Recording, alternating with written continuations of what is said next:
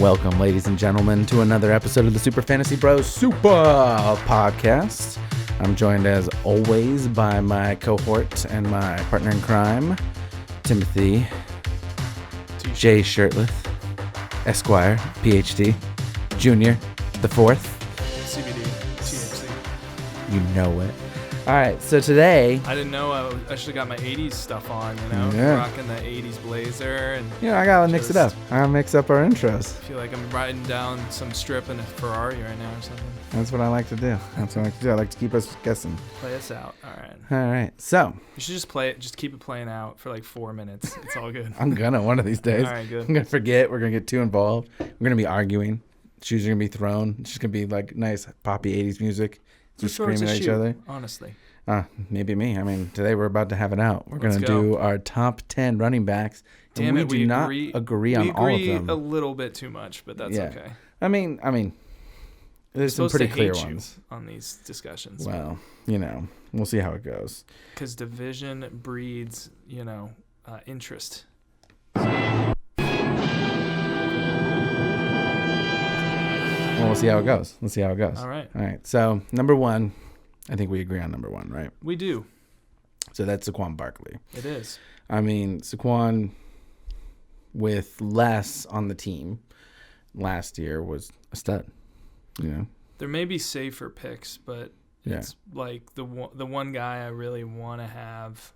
Like, I think his talent wins out over the fact that his team blows chunks and his ownership, or his team management blows chunks and all of that. Yeah, they drafted him second overall, and he's that good. Yeah, and he's gonna be a force. I mean, look at his rookie year. We've seen him make something out of nothing 100 times. Exactly. He's strong. He moves up the field with a lot of leg strength. Exactly. He's hard to tackle. I hope he does fast. it. I hope he does it for a while, Adrian Peterson-esque, but, get it while the going's hot, because right now he's in the prime of his running back career, which is short, unfortunately, these days. So right now he's just, whether or not the Giants are competitive, I think, is independent of his performance coming up this year. I would agree. So to clarify real fast, just to give people kind of a little background on some of this, the consensus top 10s according to Fantasy Pros and like a consensus expert rankings, is Saquon Barkley. So they also agree with us. And then it goes Ezekiel Elliott, Christian McCaffrey, Alvin Kamara, Melvin Gordon, David Johnson, Le'Veon Bell, Joe Mixon, James Conner, and then Nick Chubb. So that's your top 10? That's the consensus top 10 according to experts. So then we agree with the experts for pick one, but we kind of jump. And I think we both agree on pick two, where we kind of jump Zeke, and we both think that McCaffrey is our second favorite running back. Right. We should clarify, we're talking half-point PPR here. Mm-hmm. And while Elliott... That is a factor. Yep. While Elliott did show his running back or his receiving chops last season, there's no real better receiving back in the game now than McCaffrey. So, even if Cam's shoulder is not 100%, that didn't impact McCaffrey's production last year. I don't think it will this year. Yeah. Their offense is built around him. He's bulked up in the offseason, so I was afraid about him being too tiny when he first got into the league. And a lot of people were. And he didn't look that great between the tackles, but I think he's got a little older and wiser and stronger and bigger. Mm-hmm. So, well, last year I was telling Teef I thought that was my favorite pick that he picked. Like I saw him as a top 3, top 5 last year, and I think he went late first, early second last year. And he's now busted in. He's proved the doubters wrong. Yeah, he's moved his way in. He's like the one guy I think could really threaten for 1,000 and 1,000 before like someone like David Johnson. Yeah, I agree. Yeah. So then, I think coming up next, is this our first disagreement? We actually have, we have a disagreement, and so we have a 3A and a 3B here. So, so Shots fired! Oh boy. It's getting exciting. Yeah.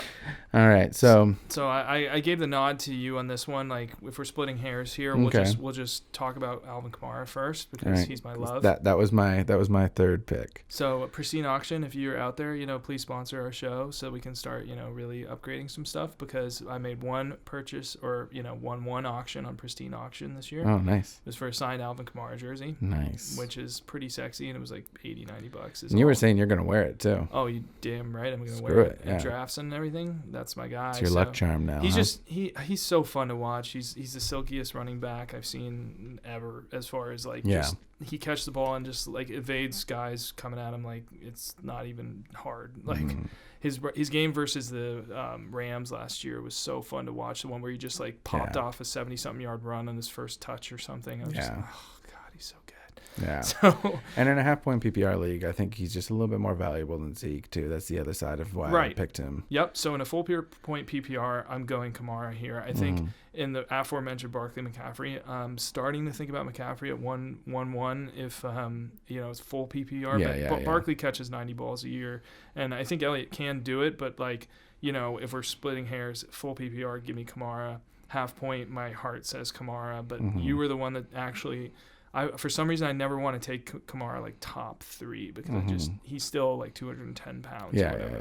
There's still some downside to him for sure. But the game's changing, and you can be a 215 running pound running back and still be a fantasy force. So he's my boy. I love it. Yeah. And we both are just Niner fans, anti-Cowboy fans. Oh yeah. So I was bred to hate the Cowboys. That being said, I think their team is really built for a nice year this year because their defense is very strong.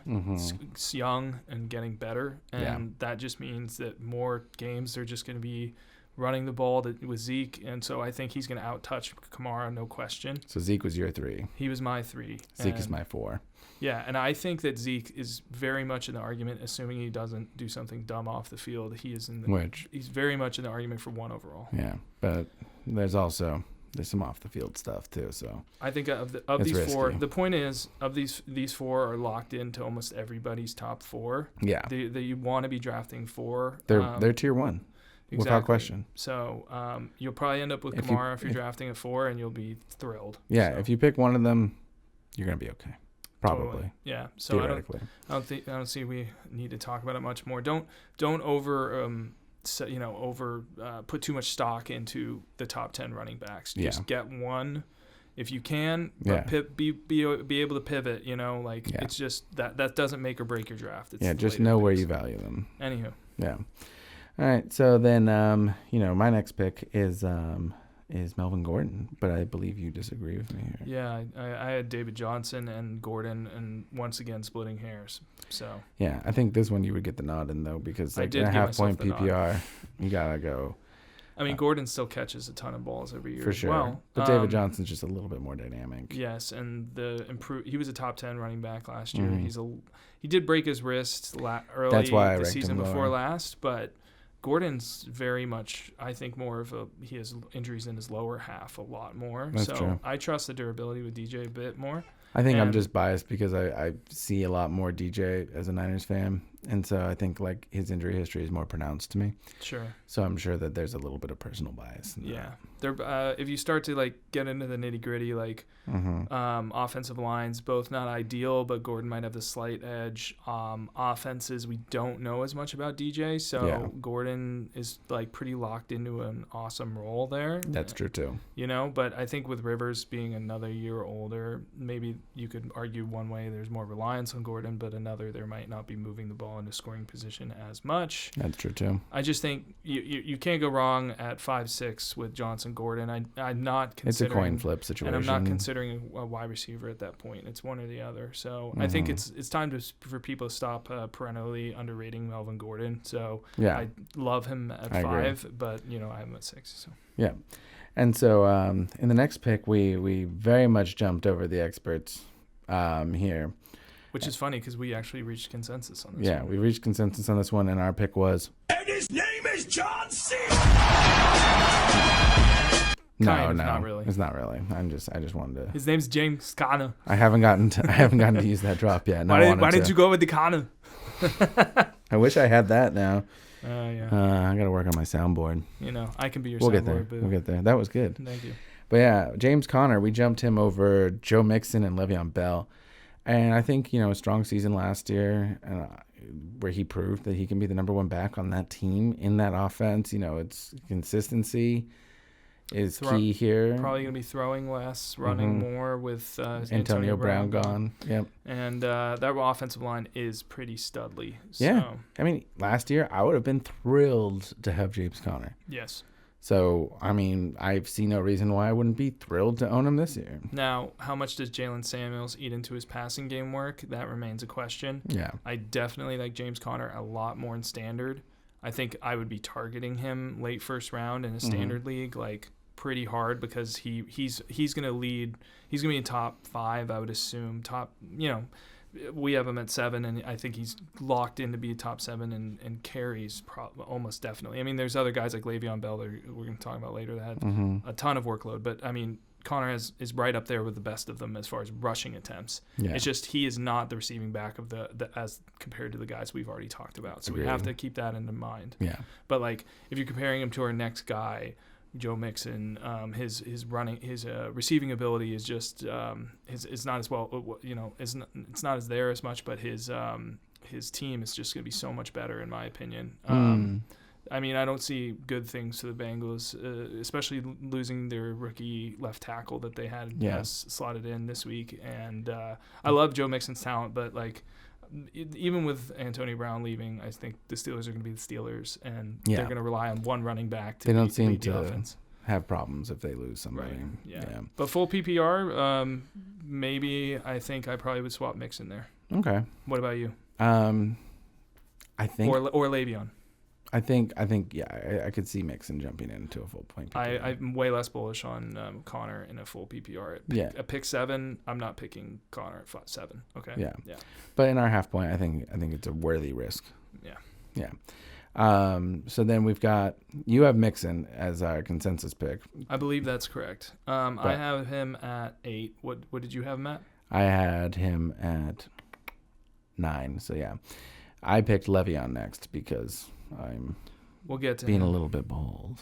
Yes. Well, not according to the experts, though, right? No, not according to the experts. Actually, he's at 7. He's at 7. So. Experts. But Jets are gonna Jets, so that's what I think. So. See, I think they got to run though, and I think Le'Veon just is gonna Le'Veon. But so Mixon, as you discussed, team is an issue, but he's gonna do some stuff. Right. And I was saying before we got started that like I can easily lose the argument to like Bell being above Mixon, and I have Bell down at 11, but like there's not a ton of reason, because if I'm like, well, I just believe in Joe Mixon's talent, it's like let's not forget how good Le'Veon Bell actually is. It's just how is that system gonna work with shitty butthole Adam Gase trying to how committed was he to a single running back last season? That's like, very true. I don't know, like the Bengals are well, I don't feel that confident about them. At least they're they're out of the shadow of Marvin Lewis and that former regime. And that's true too. Gets things more interesting, and so Mixon is an incredibly talented back. He's going to get the workload. He's the guy. It's just like can't really go wrong. I mean, I'm not mad at it. No, we're splitting hairs here, but these are the decisions where they're all in the tier 2 so far, like the guys that we've discussed after those first 4. Exactly, and that's why you want that top 4 pick but I think both Mixon and potentially Le'Veon, even though I have them at 11, I'm considering them over Conner in a full point PPR. So those are the like little decision points you can make where it's like I get that little safety blanket of 9 interceptions where I wouldn't get that with Conner. So 100%. Yeah. All right. So then, what is our consensus? Pick 9, since mine was Mixon. So we actually had a tie. So I gave the nod to Le'Veon because you had a higher ranking than him. I think they even out with Dalvin Cook as well at 9B, because I had Dalvin Cook at 8. At 9 actually, because I had Mixon then Cook. Oh yeah. Okay. Yeah. So that'd be 9. And you have Cook at 11. I have Cook at 11, but right. I mean that is as a former owner of Cook, I have him fallen down the rabbit hole a little bit because he has hurt me in the past. Yeah. So I kind of gave my thoughts about what Le'Veon could do. I mean, I think the workload is what is going to be guaranteed. But give me your 60-second read on what's going to happen with him. He's so talented, and I've picked lesser backs from the Jets as my third, fourth, fifth, one of those running backs. And in my bye weeks, found them extremely productive, gotten very lucky with them. Because at a certain point, the Jets are going to jet, but they also have a lot of garbage time running. Teams don't play them super tight at the end of the game. And if you're not playing Le'Veon Bell tight, he's going to break out at some point. You can't contain him forever in most scenarios. And I just feel he's just so dynamic. He's so good, but and he'll get his in the passing game if they're down. And I think they're going to be a bit more competitive with Sam Darnold and stuff. But if he's expecting the same world that he was living in when he was in Pittsburgh. That's also true. He could be discouraged. He can't just sit behind. He also probably has a little rust. Yeah, and you can't sit behind the offensive line in New York and wait for a hole to open up, because guess what? It's not gonna. Those linemen, those guards and pull blockers and stuff, they're not going to develop the play like they did in Pittsburgh. Mm-hmm. So I'm just thinking he's going to rush for 3.8 or something, but a lot of totes and a lot of work, but ultimately I think he could let some people down this year. I'm not excited to draft Le'Veon. That's fair. And I'm not excited to draft Cook ever, but that's just, I've had him the past 2 years and we've seen what he's done. Yeah. I've fallen and I can't get up. That's a live look in at Dalvin Cook right now. That's a live look in. Hopefully not. Well, they did draft a running back, but not till the third round. They let Latavius Murray go in free agency. Yeah. He doesn't have as much competition there, so I think he will be the guy. They committed to the run in the second half of the season. They're we got to get the ball out of Kirk Cousins' hands a bit more. His offensive line is still very subpar. Yeah. But, he had this one spin move against Miami where he just Oh, no, he's beautiful when he runs, man. Right. And I think he's one of those It's a durability issue solely. Yeah. I was super high on him 2 years in a row. And 2 years in a row, I got burnt. But I didn't get burnt because he's a bad running back. Sure. I got burnt because he's injury prone. Maybe. The dreaded title. Yeah. And, it's an unfair title because football is injuries. He tore his ACL, week 5 or something, his rookie year. And then, he had a very bad sprained ankle early in the season. Yeah, and the lower body injuries are what scares me of running backs. If he, dislocated his shoulder, I'd be like, fuck it, Cook. But I believe Melvin Gordon has had hyperextended knee 100%. and high ankle sprain that he's run through, and not to effectiveness. So. Yeah, I'm a bit of a hypocrite here, but I think you're just a little biased because of the hurt he's put on you. Yeah, but we haven't seen it a full season. I hold grudges. If a player burns me, he will never burn me again. Yeah. That's not true. Players burn me repeatedly. It happens all the time. I don't know. I'm taking a shot on the Vikings before I'm taking a shot on Le'Veon Bell and the Jets. So yeah, I can feel that. Yeah, so that's where I'm at. Okay, so that was our 9. 9A and 9B, yep. And so that's actually our top 10 right there. Okay. We wrap it up with Dalvin Cook. But there was one person in particular that is, the elephant in the room, not on our top 10. Gurley. You know it. The former number 1 with the arthritic knee. He's in your top 10.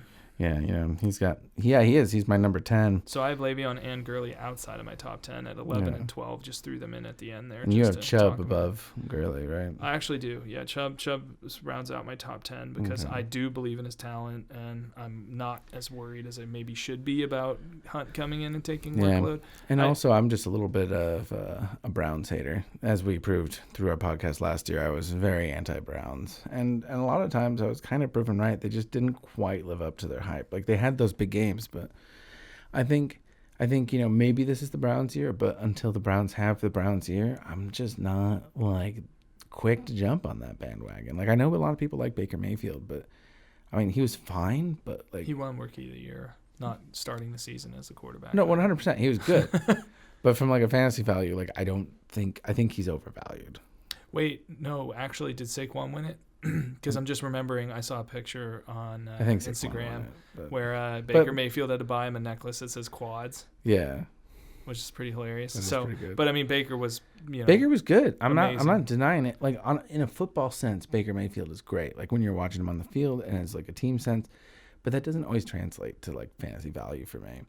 I look at Baker Mayfield's stats last year and he was fine, but was he I have to assume it's one of the better quarterback, especially from a throwing standpoint. I mean, most of the fantasy rookie running back perennial best are like Cam Newton stuff, who did throw for a lot, but they rushed for a lot too. Yeah. Because that matters so much in fantasy, which I'm hoping to be one of those things I mix up in my dynasty league. But anyway, so I think Baker's going, and with Beckham being there, I mean, I think they're going to be 8+ win team. I mean, I don't think anyone denies that. No, I don't deny that either, but I just don't. So Chubb is just going to be, if he's in tighter games, yeah. No, Chubb's fine. Especially with their other guy that you're worried about is suspended for the first 8 games. So I mean, he's going to be James Conner 2.0 of this season, where it's like they have no one else. So, true. I mean, I guess my worry with something like that though is like, if you get into the playoffs and then like, you know, this is the guy you pick in like, you know, the first or second round, right? You know, if you get him in the first round, your first round running back's great for the first half of the season, and then like this guy fresh legs comes and starts taking away, and then you get to the playoffs and your guy that was your guy isn't your guy anymore. Right. I mean, if you're not the type of person that wants to potentially have to pivot and make a trade, then maybe Chubb's not the guy for you, and you just want to have the safety of like Le'Veon Bell, barring injury, is just probably just going to be now. If Chubb rocks it for 6 weeks and then you move him right away, I think that's the play personally. Exactly. I think you move Chubb early. You get some wins. You have to pay attention to what you're hearing out of Cleveland about with Kareem Hunt. That's true. If Kareem Hunt's like, you know, going to be suspended longer, or he's like proving to be an off-field issue, and maybe the Browns are having problems with him, then hold. And don't forget Duke Johnson, who's pretty disgruntled right now, but he's trying to like play it off now that he's reported and stuff, but he's unhappy, and they're not moving him. They're staying pat. So it's like, are they giving him 10 totes a game, you know, where they're running the ball with Duke? Because then you start to get a little bit more concerned. I mean, they might be forced to, but if they're just like, Chubb's just like our guy that's going to win us games, that's going to close out games for us, I'm just imbued with added confidence where I'm like, I think the sky's the limit for him. He could be a top 5 draft pick next year. I think he's very, very good. Okay. Yeah. Well, that is our top 10 running backs plus a few bonuses for you. So cheers. All right. Cheers on that. And we'll see you on the next one when we discuss wide receivers.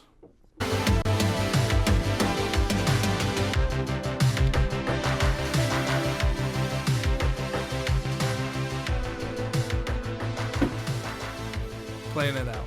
Playing it out.